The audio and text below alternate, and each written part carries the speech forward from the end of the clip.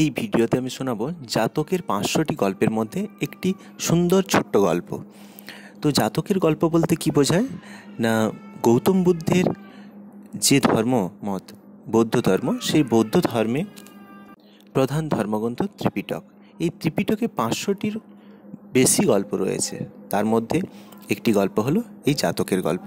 এই গল্পে গৌতম বুদ্ধের যে পথ নির্মাণ লাভ করা এবং যে পথে মানুষ নির্মাণ লাভ করতে পারবে, অর্থাৎ যে পথে গেলে মানুষ আর পৃথিবীতে তার জন্ম হবে না এবং সমস্ত এই ইহজগতে সমস্ত দুঃখ কষ্ট থেকে সে মুক্তি লাভ করবে, সেই পথই এই গল্পগুলোর মধ্যে বর্ণনা করা হয়েছে। অর্থাৎ চুরি না করা, অধর্ম না করা, এই ধরনের যেসব কথাগুলো, সেগুলোই এই গল্পের মধ্যে দিয়ে প্রকাশ পেয়েছে। এক একটি গল্প তার এক একটি যে বিখ্যাত বাণী, যে বিখ্যাত উপদেশ, সেই উপদেশগুলোকে নির্দেশ করে থাকে। সেরকমই একটি নির্দেশ হলো সেরিবা এবং সেরিবানের গল্পটি।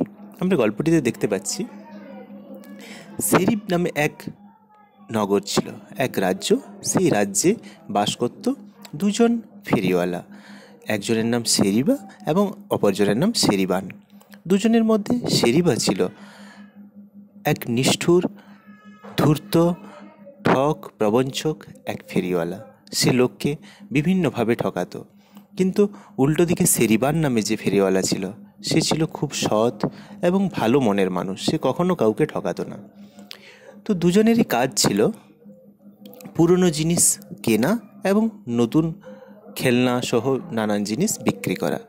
তো একদিন সেই সেরিবা ফেরিওয়ালা, ধূর্ত ফেরিওয়ালা, সে একটি বাড়িতে গিয়ে পৌঁছেছে এবং বাড়ির কাছে গিয়ে ডাক দিচ্ছে, খেলনা নেবে গো, খেলনা।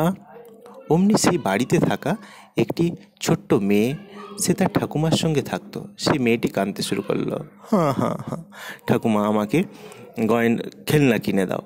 ঠাকুমার তোর বেচারির টাকা নেই, কি করবে? সে তার একটা ভাঙা থালা নিয়ে গেল। সে থালাটি দেখিয়ে সেরিবাকে বলল যে এই থালাটি নিয়ে আমার নাতনির জন্য একটি খেলনা দাও। সেরিবা দেখেই বুঝতে পেরে গেছে সেটি একটি সোনার থালা এবং সে দেখে খুবই লোভ তার জাগে এবং সে মনে করে এটি ঠকিয়ে আমাকে সম্পূর্ণটি হাতাই করতে হবে। কিভাবে না, কোনো টাকা না দিয়েই, কোনো মূল্য না দিয়েই। তাই সে মনে ফন্দি আঁটে এবং বলে যে এর তো কোনো মূল্যই নেই, এটা ভাঙা থালা একটা, যদি আপনি আমাকে এমনিই দেন বিনা পয়সায় তাহলে আমি নিতে পারি, এর কোনো মূল্য হয় না। এই বলে সে ভাবলো যে আমি এখন চলে যাই, কিছুক্ষণ পরে আবার ফিরে আসবো, এ বুড়ি এমনিই আমাকে দিয়ে দেবে এটা। এই ভেবে সে চলে গেল।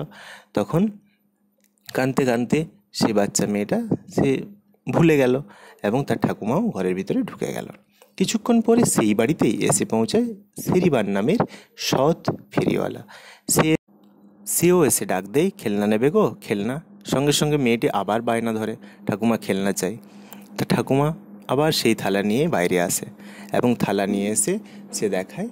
তখন দেখে সেরিবান বলে যে বুড়িমা, এই থালা কেনার সামর্থ্য আমার নেই, আমার কাছে যা অর্থ আছে এবং যা খেলনা আছে সব কিছু দিয়ে দিলেও এর মূল্য আমি আপনাকে দিতে পারবো না, কারণ এটি একটি সোনার থালা। সে কথা শুনে বুড়ি বলে, বাবা আমি তো আগে জানতাম না এটা সোনার থালা, তাই তোমার কাছে শুনলাম এটা তোমারই থালা, তুমিই রাখো, বিনিময়ে আমাকে যতটা পারো তুমি যা কিছু দেওয়ার দিতে পারো। সঙ্গে সঙ্গে কী করলো না, সেরিবান তার কাছে যত মূল্য ছিল, যত অর্থ ছিল, সমস্ত অর্থ সে বুড়িকে দান করলো, অর্থাৎ তাকে দিয়ে দিল। দান করা বলা ভুল, তাকে দিল ওর মূল্য হিসেবে। এবং সঙ্গে তার নাতনিকেও বেশ কয়েকটি ভালো ভালো খেলনা দিল। এতে বুড়িও খুশি হলো এবং তার নাতনিও বেশ খুশি হলো। আর সেই থালা নিয়ে সেরিবান চলতে শুরু করলো। কিছুক্ষণ পরেই যেরকম ভেবেছিল সেরিবা, সেইভাবে সে ফিরে এলো যে হয়তো এবার পেয়ে যাবে, এবং আসার পর শুনতে পেল সব ঘটনা।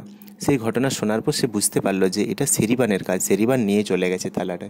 তাই সে সঙ্গে সঙ্গে দেরি না করে পিছনে পিছনে ছুটতে লাগলো, কিন্তু কোথাও সেই সেরিবানকে সেরিবা আর, তাই থালাটি আর তার কোনো দিন পাওয়া হলো না। তো এই গল্পের মধ্যেও বুদ্ধদেবের যে কথাটি এখানে বর্ণনা করা হয়েছে, যে উপদেশটি এখানে দেওয়া হয়েছে, তা হলো কাউকে প্রবঞ্চনা না করা, কাউকে না ঠকানো, তাহলে জীবনে মঙ্গলই হবে এবং নির্বাণ লাভের দিকে অনেক ধাপ এগিয়ে যাবে। তো গল্পটি ভালো লাগলে এরকম আরও গল্প শুনতে চ্যানেলটি অবশ্যই সাবস্ক্রাইব করে কাছে থেকো। ধন্যবাদ।